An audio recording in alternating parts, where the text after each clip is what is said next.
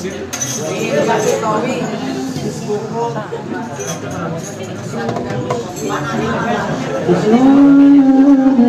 mana itu?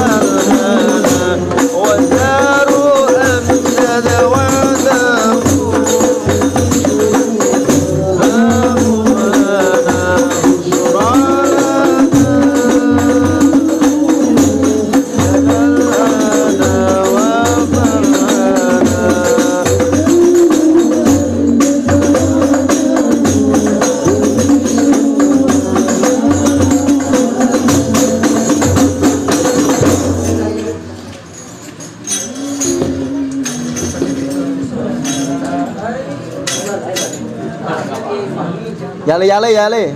Oh, saya nggak bisa. Hancur suara saya, Pak. Oh, paham lah, Pak. Allahumma sholli ala sayyidina Muhammad. Salli alaihi. Assalamualaikum warahmatullahi wabarakatuh. Waalaikumsalam warahmatullahi wabarakatuh. Alhamdulillah alladzi kayyafal kayfa wa tanazzala 'anil kayfiyyah wa 'ayyana al-'ayna wa ta'azzala 'anil 'ayniyah wa ba'du wa ba'da tahiyyah. Ilahi anta maqsudi wa ridhaka madlubi a'tini mahabbataka wa ma'rifataka. Alhamdulillah, kawan-kawan semua, ikhwan dan akhwat yang ada di tempat kami yang sangat sederhana di Sekretariat Thariqah Qadiriyah Naqsyabandiyah Suryalaya Mesir. Ya, alhamdulillah, beberapa kawan-kawan yang mungkin baru hadir, ya, ahlan wa sahlan juga untuk Habib Firdaus Assegaf dari Ponpes Kalwa, ya. Beliau alhamdulillah juga hadir tengah-tengah kita, dan kawan-kawan yang lain yang tidak bisa kami sebutkan satu persatu, tidak mengurangi rasa hormat kami. Itu Ahmad Firdaus sponsor beda, tukang sambal. Ini Habibnya. Promosi sedikit ya. Makasih itu dong. Alhamdulillah di kegiatan malam hari ini yang berbahagia dan mudah-mudahan diberkahi oleh Allah, kita melaksanakan memperingati hari kelahiran baginda Nabi besar Muhammad Sallallahu Alaihi Wasallam, di mana telah pernah dikatakan dzikrul anbiya minal ibadah wa dzikrus sholihin kafarah. Abang kita emang kerja? Oh, saya ngerti tulisannya beliau tadi ya. Ini bukan. Dengan mengingat baginda Nabi Muhammad Sallallahu Alaihi Wasallam, dengan mengingat perjuangan beliau, dengan mengingat hal-hal yang berkaitan dengan beliau, itu menjadi salah satu nilai ibadah untuk kita semua. Mudah-mudahan niat kita yang dari sore sudah hadir, kita juga ada kegiatan nobar tadi ya, nonton bersama film Ar-Risalah tentang perjuangan Rasulullah SAW juga, dan ditutup kegiatan atau kita sempurnakan dengan Maulid Nabi dengan sholawat setelah tadi kita zikir berjamaah ya. Alhamdulillahirabbil alamin. Terima kasih kami ucapkan untuk para hadirin yang sudah datang menyempatkan waktunya. Insyaallah tempat kami yang sederhana ini selalu terbuka pintunya untuk siapapun. Untuk kegiatannya kita selalu adakan di hari Sabtu ya. Jadi kegiatan Thariqah Qadiriyah Naqsyabandiyah itu ada di hari Sabtu setiap sore. Jadi ada mingguan juga dan ada bulanan juga. Ngapain sih kita? Tidak lain hanya untuk dzikrus sholihin wa dzikrul anbiya. Allah ya Rob. Kalau orang-orang yang tinggal di sini sebenarnya belum gimana-gimana juga gitu ya. Justru kita pengen teman-teman hadir, kawan-kawan yang datang, kita sama-sama kita berjamaah. Karena kalau bareng-bareng kan lebih mudah ya. Lebih mudah. Tuntunannya dengan apa yang sudah diajarkan oleh guru, yang sudah diajarkan oleh guru mursyid khususnya guru kita Tarekat Qadiriyah Naqsyabandiyah yang di Suryalaya Tasikmalaya, beliau lah Syekh Maksum Ibnu Fatajul Arifin. Alhamdulillah sudah berjalan beberapa periode kita di Mesir memberikan banyak gerakan, salah satunya ya kegiatan-kegiatan rohaniah ya. Jadi kawan-kawan semua mudah-mudahan bisa gabung terus di sini dengan firqah apa nih yang kasih namanya firqah hadroh ya, yang baru dibentuk sekalipun baru mendadak oleh Ustaz Ali ini. Tapi alhamdulillah, gimana tadi penampilan ya, lumayan lah ya, sekalipun agak krek-krek gitu ya, agak kecepatan juga tadi ya, baru beberapa menit langsung berdiri kita, salawatannya dikit tapi berdirinya lama banget tadi ya. Agak kembali kita. Itu selain vokalis baru. Oh di luar ada ya. Ya tapi nggak apa-apa, alhamdulillah sudah mewarnai dan mewarnai kegiatan Maulid ini ya. Insyaallah diperbaiki lagi maksudnya. Ya alhamdulillah ya. Insyaallah tidak banyak lebar, kita juga ingin untuk menyempurnakan sunnatul Maulid gitu ya. Kita ingin mendengarkan nasihat beberapa kalimat dari apa ya, dari kakak kelas kita, dari senior kita, dari orang tua kita, dan guru kita juga, yang alhamdulillah tinggalnya juga nggak jauh dari tempat ini, yaitu di atas rumah kita ya, di tangga sekretariat itu Ustaz Muhammad Nasir ya, namanya Kang ya. Kang Nasir ini, masya Allah, beliau di belakang tahu dulu sekali ya. Mudah-mudahan kita mendapatkan istifadah dari beliau. Waktu dan tempat kami bersama Ustaz Nasir. Sallu ala Nabi Muhammad. Sallu alaihi.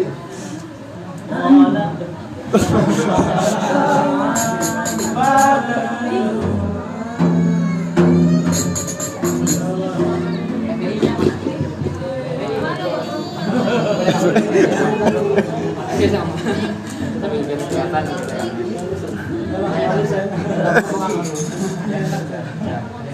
Kalau bebain kursi deh bang. Oh iya ya, lupa ya. Tempatnya nggak kuat bang.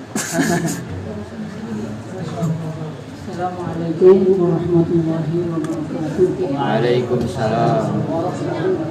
Alhamdulillahirabbil alamin wassalatu wassalamu ala Rasulillah wa ala alihi wa sahbihi wa man walah. Wala haula wala quwwata illa billah. Semua yang saya hormati dan saya muliakan, senang sekali saya pribadi khususnya bisa bergabung, bisa bekerja untuk rumah yang penuh keberkahan ini. Amin ya Rob. Rumah saya tidak ada apa-apanya, tapi karena berdampingan dengan rumah yang penuh berkah, setiap hari terdengar zikir sampai ke atas. Jadi insya Allah keberkahan pun kita yang berada di samping, yang ada di kiri kanan, atas bawah ada ya? Bawah ada adanya keran. Kita bawah berkahnya. Amin ya Allah. Alhamdulillahirrahmanirrahim. Sebetulnya saya dengan TKN pun ada anak kos. Cuma karena saya dari kecil di pondok, jadi kurang begitu mengenal. Tapi keluarga itu rata-rata TKN. Dan saya baru tahu itu ya setelah besar. Dan yang saya ingat itu ketika zikir la ilaha illallah itu keras. Itu yang bikin mengingatkan saya dulu dengan keluarga itu. Cuma saya ya karena masih kecil dan sering di pesantren, jadi akhirnya kurang banyak mengikuti hal-hal seperti itu. Alhamdulillah rabbil alamin. Kita semua pada malam hari ini bisa dikumpulkan oleh Allah Subhanahu wa taala dalam majelis yang mulia yang penuh berkah, yaitu majelis menghormati Maulid Nabi Muhammad SAW. Sallu alaihi. Dan semoga kita semua termasuk ke dalam golongan orang-orang yang bahagia mendapat syafaatnya baginda Nabi besar kita Muhammad SAW. Sallu alaihi. Ada seorang murid itu bertanya kepada gurunya, ya sayyidi, min aina annani a'raf annani minas su'ada. Jadi, wahai guruku, dari mana aku tahu bahwasanya aku ini minas su'ada? Kemudian sang guru ini menjawab, al-alamat al-fasilah baina sa'adah wa syiqa ya as-salatu ala nabi. Jadi alamat yang jelas antara sa'adah dengan asqiya, syaqa, itu adalah as-salatu ala nabi. Fanzur ila nafsik, in kunta tuwadhibu fi salati ala nabi fa innaka minas su'ada, wa in kunta lam tuwadhib fi salati ala nabi ay annaha ghairu mawjudin fi sholatik fa innaka minal asqiyah, maka engkau termasuk dari golongan orang yang asqiyah, orang-orang yang celaka. Kemudian sang murid ini bertanya kembali kepada gurunya itu, ma huwa dalil ala dzalik ya sidi, apa dalilnya bahwasanya itu tanda daripada kebahagiaan seseorang. Kemudian dijawab oleh sang guru itu bahwa tidak mungkin orang yang celaka itu akan bersamaan dengan dengan Allah Subhanahu wa taala dalam segala hal. Sedangkan orang yang bahagia itu akan bersama bebarengan dengan Allah Subhanahu wa taala fi akbari bab sa'adah. Yaitu pada pintu kebahagiaan. Karena orang asyiah itu tidak akan mungkin bisa bersama dengan Allah Subhanahu wa taala. Tapi orang yang suada itu akan bersama dengan Allah Subhanahu wa taala dalam pintu yang besar, pintu kebahagiaan yang besar. Wa hiya as-salatu 'ala nabi. Dalam Al-Qur'an dikatakan innallaha wa malaikatahu yusalluna 'alan nabi. Nah itu ketika kita itu sering muadzabah membaca sholawat kepada Nabi Muhammad SAW, berarti kita bersamaan dengan Allah Subhanahu wa taala yaitu dalam membaca sholawat. Karena Allah Subhanahu wa taala pun yaitu membaca sholawat kepada baginda Nabi besar kita Muhammad SAW. Semoga kita semua ya hadhihi lailah min as-su'ada. Amin. Waj'alna minal asqiya. Semoga kita menjadi orang-orang yang bahagia di malam hari ini mendapatkan syafaatnya baginda Nabi besar Muhammad SAW. Mungkin sebelumnya saya mohon maaf ini kalau misalnya saya kurang sopan berbicara di depan teman-teman sekalian, khususnya Habib Firdaus, mana beliau? Mohon maaf kalau saya lancang di depan.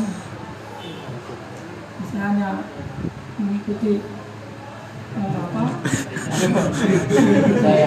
mau maaf sama masyarakat kepada beliau sebagai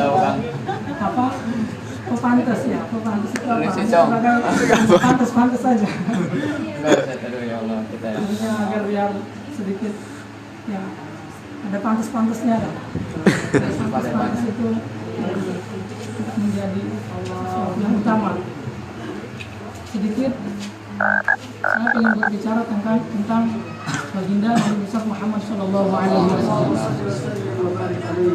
Itu kalau kita berbicara baginda Nabi besar Muhammad SAW, tidak akan habis ya, karena saking luasnya sifat-sifat yang tidak mungkin kita akan bisa mensifati baginda Nabi besar Muhammad SAW. Namun setidaknya kita bisa mengetahui hakikat dari Nabi kita Muhammad SAW. Jadi Allah Subhanahu wa taala itu menciptakan kita umat manusia itu tak lain adalah karena untuk beribadah kepada Allah Subhanahu wa taala. Wa ma khalaqtu al-jinna wal insa illa liya'budun. Allah tidak akan menciptakan jin dan manusia kecuali untuk beribadah. Dan Allah ketika memerintahkan kita untuk beribadah itu tidak serta-merta kemudian hanya sekedar memerintahkan tanpa membekali dengan pedoman, tapi Allah memberikan pedoman agar kita bisa beribadah sesuai dengan apa yang Allah kehendaki. Dan pedoman yang Allah berikan kepada kita semua tak lain adalah Al-Qur'anul Karim. Al-Qur'anul Karim. Dan Al-Qur'anul Karim itu adalah cahaya ya, kalamullah, kalamun qadimun la yumallu sama'uhu. Kalam qadim la yumallu sama'uhu, tidak bosan mendengarkannya. Itu kalamnya Allah bersifat nur, cahaya. Jadi bukan kalam inda nahwiyin al-lafzul murakabul mufid ini bukan. Kalam itu kan memiliki banyak versi. Kalamnya nahwiyin mungkin ya al-lafzul murakabul mufid. Kalamnya fuqaha juga beda lagi. Kullu Abdullah sholat itu kalam, tapi kalam indal fuqaha. Kalam indal usuliyin juga berbeda lagi. Al-lafzu al-munazzal ala sayyidina Muhammad bi aqsar suratin al-mu'jiz al-muta'abbad bi tilawati. Satu lagi adalah kalam indal mutakallimin, yaitu ahli kalam. Nah, kalam indal mutakallimin itu adalah ibaratun anil makna al-qaim bidzati al-qaim al-qadim bidzatihi ta'ala. Itu ibarat ungkapan dari makna yang qadim yang melekat pada zatnya Allah Subhanahu wa taala. Dan kalamnya Allah Subhanahu wa taala ini masih belum jelas, masih mujmal. Contoh kecil saja tentang syariat sholat, itu Allah tidak menjelaskan secara detail. Aqimus sholah, itu dirikanlah sholat. Allah tidak menjelaskan kaifiyahnya sholat seperti apa, kemudian arkannya seperti apa saja, kemudian kaifiyahnya bagaimana, itu Allah tidak menjelaskan. Allah menjelaskan hanya hukum umumnya saja, hukum mujmalnya saja, yaitu dirikanlah sholat.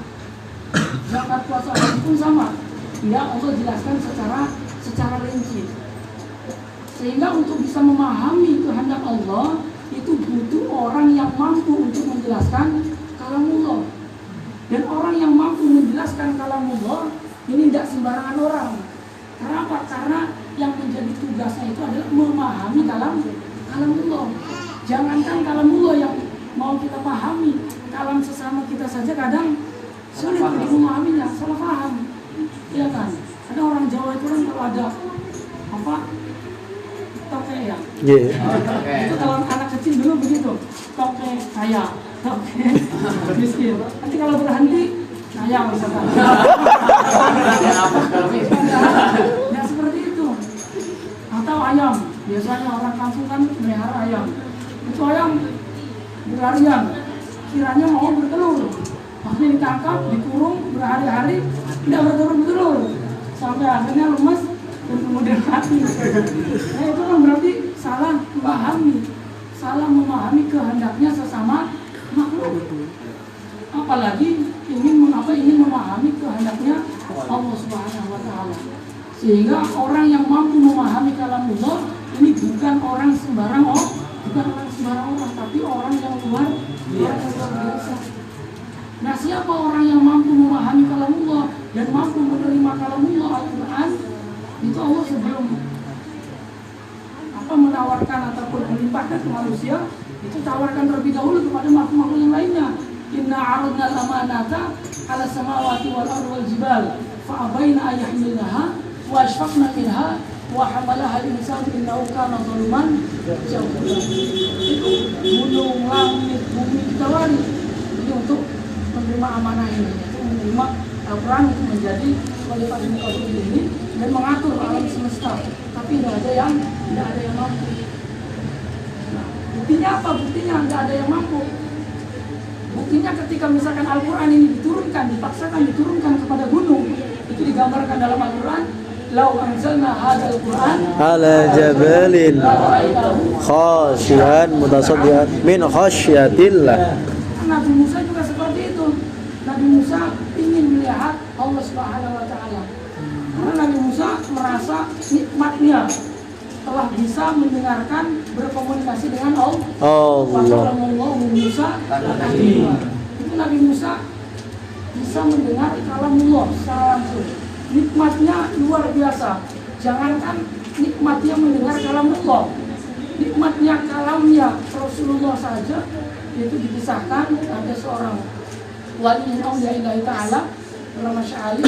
Itu beliau kalau sholat ketika pas sampai kepada as-salatu ala nabi at-tahiyyatul mubarakatus salawatut thayyibatu lillah assalamu alayka ayyuhan nabi, itu diulang-ulang assalamu alayka ayyuhan nabi, assalamu alayka ayyuhan nabi, assalamu alayka ayyuhan nabi, berkali-kali sampai murid-muridnya pun aneh.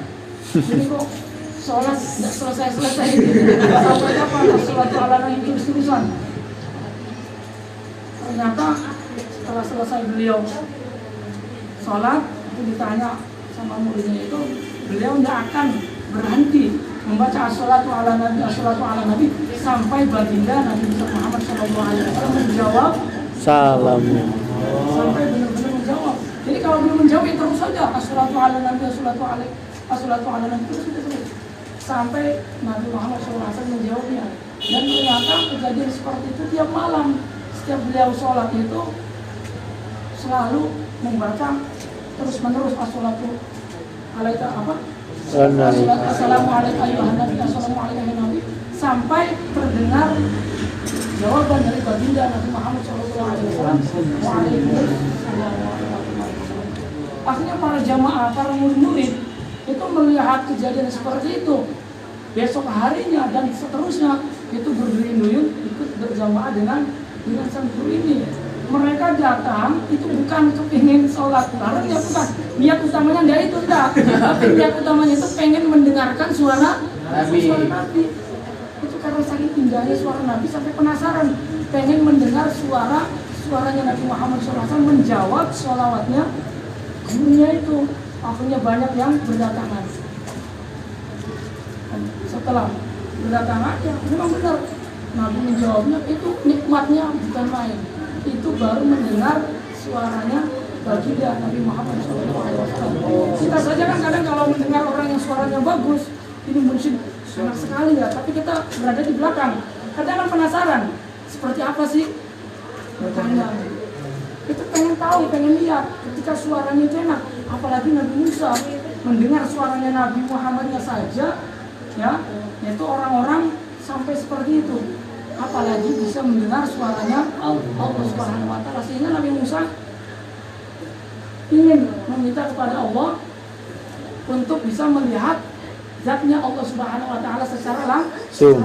Karena mendengar sudah biasa. Makanya dilakukan lantas ma'abil mu'aidi khairun min an tarahu.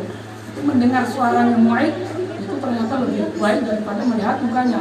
Ini maksudnya makalah ini mu'aid itu orang yang suaranya itu indah, orang yang suaranya enak.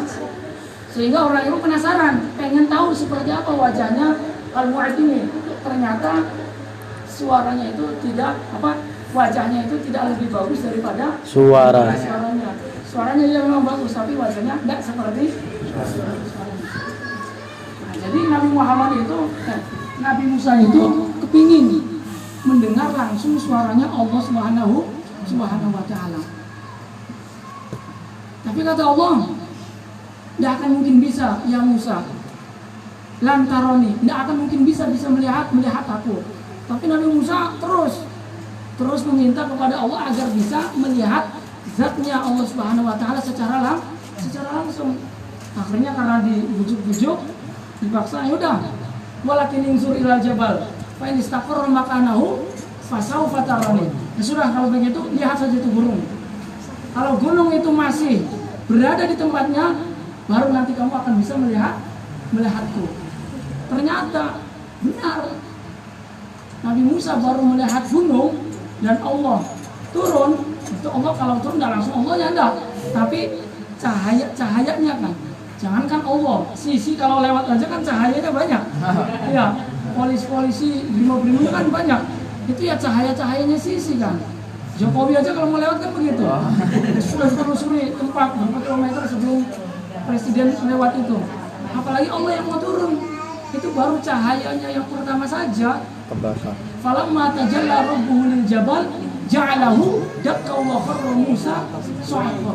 Itu ketika Allah menampakkan, mentajalikan nurnya yang pertama saja kepada gunung, itu gunung hancur dan Nabi Musa pingsan. Nabi Musa pingsan. Ini berarti menunjukkan apa? Menunjukkan bahwa gunung ini adalah makhluk yang tidak akan mampu menerima Al-Quran. Dan gunung ini jelas dia bukan cahaya. Karena apa? Karena Al-Quran ini adalah cahaya. Kaidah mengatakan la yaqbalu nura illa huwa nur. Tidak akan bisa yang dapat menerima cahaya kecuali sesuatu itu cahaya. Dan gunung bukan cahaya, maka gunung tidak akan mungkin bisa menerima Al-Quran yang berupa cahaya. Dan ternyata yang mampu menerima Al-Quran yang berupa cahaya ini adalah makhluknya Allah yang terbaik, makhluknya Allah yang luar biasa, yaitu baginda Nabi besar kita Muhammad SAW. Jangankan pingsan, ya lecet pun enggak kan, lecet pun enggak, itu mampu menerima cahaya. Ini berarti menunjukkan bahwa baginda Nabi besar kita Muhammad SAW itu pun berupa cahaya karena layak balu nur illa huwa nur. Buktinya banyak.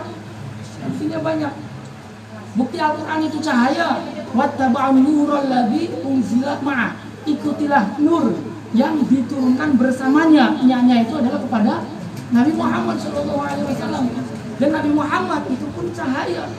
Makanya kita setiap kali maulidkan, anta syamsun, Anta badr, anta nurun fawqa nur. nur. Engkau adalah cahaya di atas cahaya.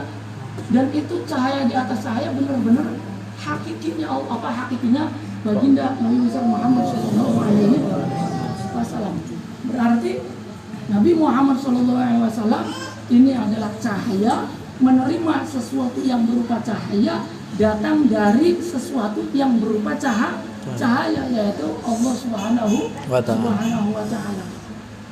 Nah, dari kita mengetahui hakikat ini, itu mungkin sedikit kita bisa ambil pelajaran bahwa ketika kita hendak menerima sesuatu yang bersumber dari sesuatu itu berupa cahaya, maka cara agar kita bisa menerima sesuatu yang berupa cahaya bisa menyatu dengan mudah, itu syaratnya kita harus penuhi juga dengan cahaya. Karena itu layak balunura ilahwa nur. Nah, kita ini kan ingin menerima sesuatu yang berupa cahaya, yaitu ilmu-ilmunya Allah yang semuanya itu bersumber dari Al-Quran sumber utama, sunnah kedua, ijma' qiyas. Ya ayyuhalladzina amanu ati'allah wa ati'ur rasul. Ati'allah berarti Al-Quran, wa ati'ur rasul berarti as-sunnah. Kemudian wa ulil amri minkum.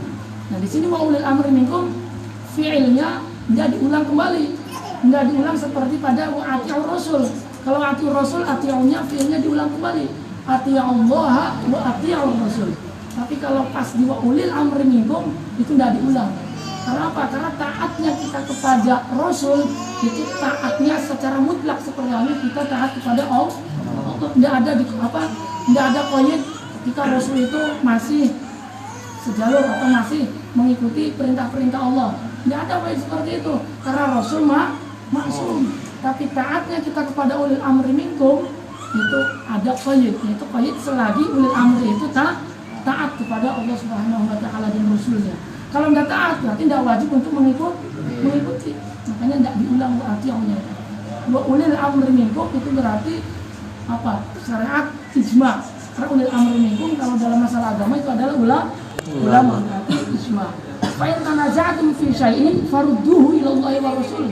Nah, kalau kalian itu berselisih dalam masalah yang tidak ada dalam Al-Qur'an ataupun dalam hadis, maka farudduhu ila Allah wa Rasul.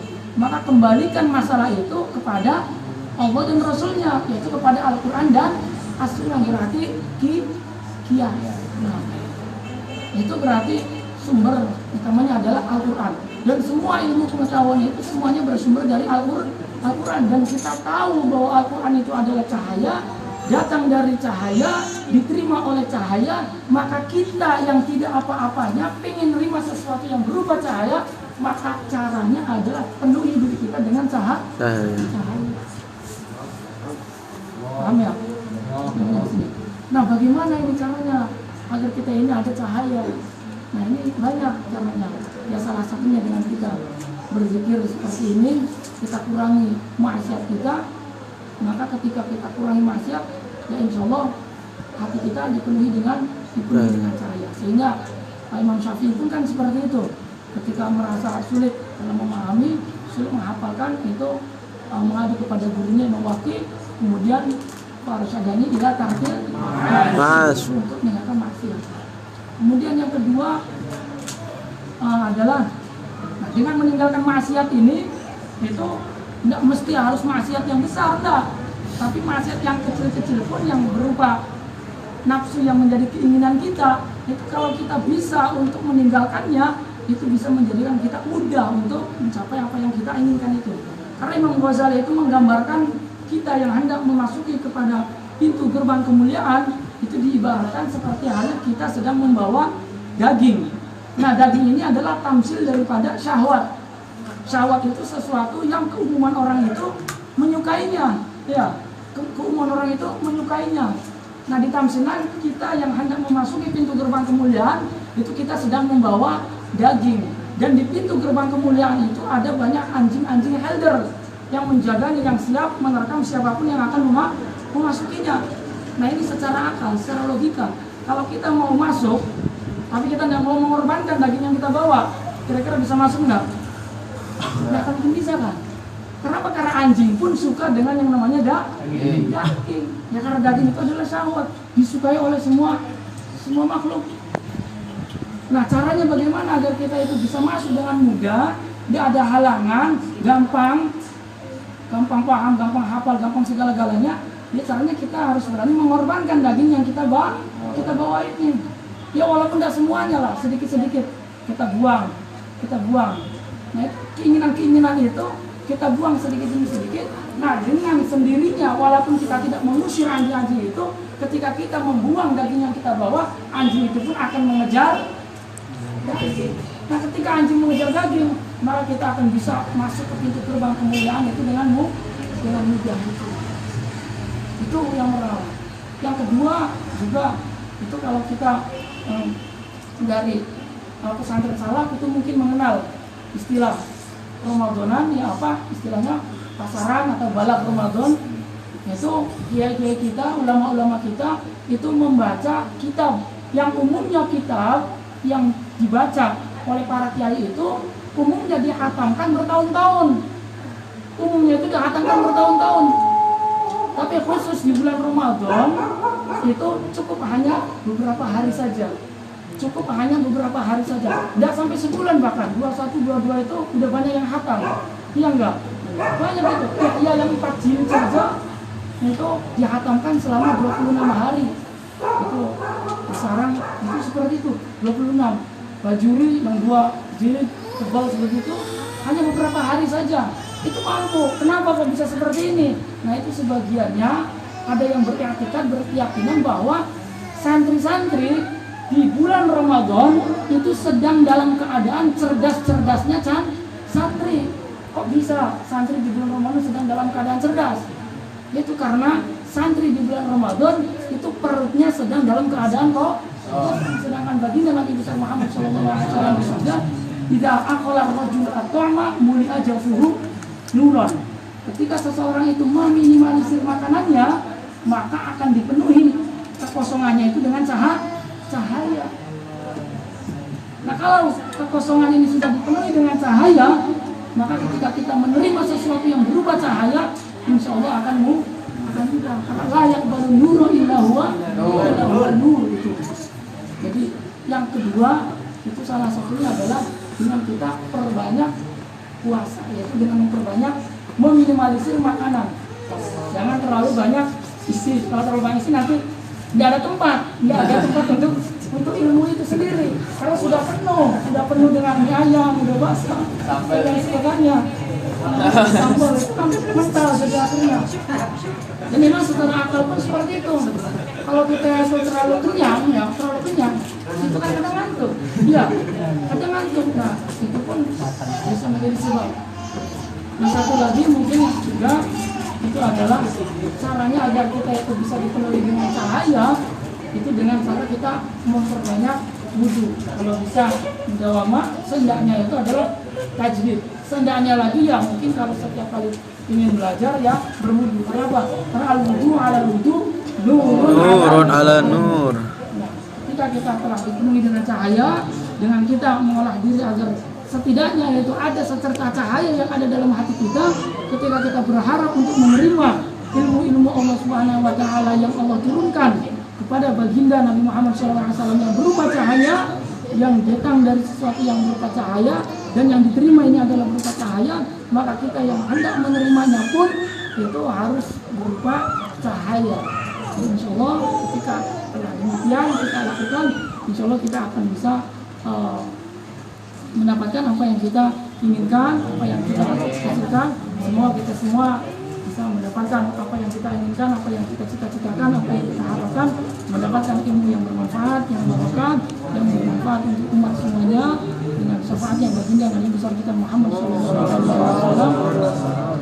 Semoga kita semua bisa disukseskan, bisa diberikan kemudahan oleh Allah Subhanahu wa taala. Allahumma shalli wa sallim ala sayyidina Muhammad wa ala alihi wa Muhammad. Allahumma shalli wa sallim ala sayyidina Muhammad. Amin ya Rabb.